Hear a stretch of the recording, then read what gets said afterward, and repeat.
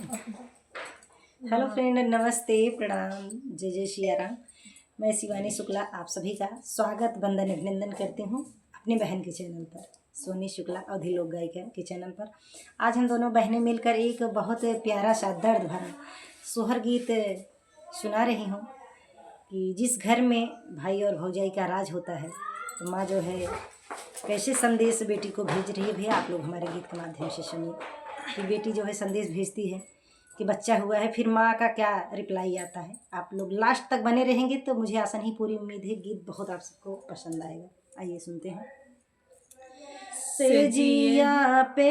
सेजिया पे सुतेली धनिया तो पिया ताना मारई, पिया ताना मारई हो। धना तोहरे नैहरवा के लोग पियरिया नाही भेजई, चुनरिया नाही भेजई हो।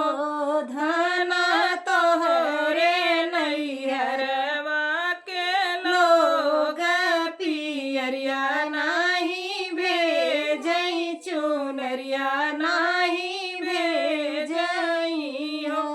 इतनी वचन सुनी धनिया त कोयलर से अरज करई, कोयलर से अरज करई हो।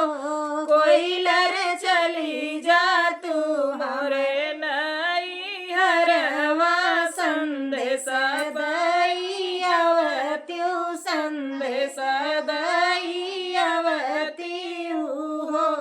कोयलर हमरे त भाई हलालनवा, मम्मी से कही आवत्यु, मम्मी से चही आवत्यु हो।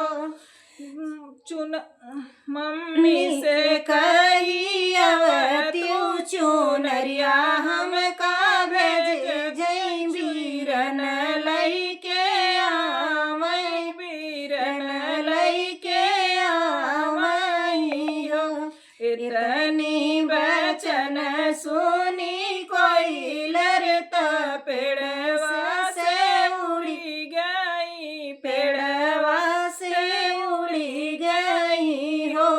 कोयलर जाई पहुँची नैहर के देश, तमाई लगे फुत कई, तमाई लगे फुत कई हो। माया तोरे भैले नतिया से बेटू पुतवा, चुनरिया पहुँचावा, पियरिया पहुँचावा हो। माई तोरे भैले नतिया से नतिया, चुनरिया पहुँचावा, पियरिया पहुँचावा हो। इतनी वचन सुनी माया मन ही मन हरसई, मन हरसई हो।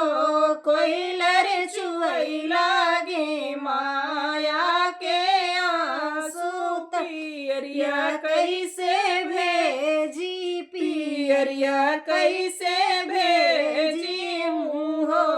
कोयलर घरवा में बेटवा के राज, पतोहिया मोरी मलकिनी, पतोहिया मोरी मलकिनी हो।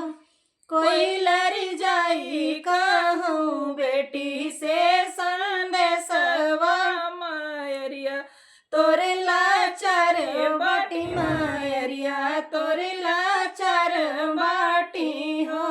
कोयलर जाई कहूँ माया से सनेशवा, मायरिया तोरे लाचार बाटी, मायरिया तोरे लाचार बाटी हो। तो फ्रेंड, ये है दर्द भरा सोहर। आप सभी को कैसा लगा आप लोग ज़रूर बताइए। प्रणाम सभी को।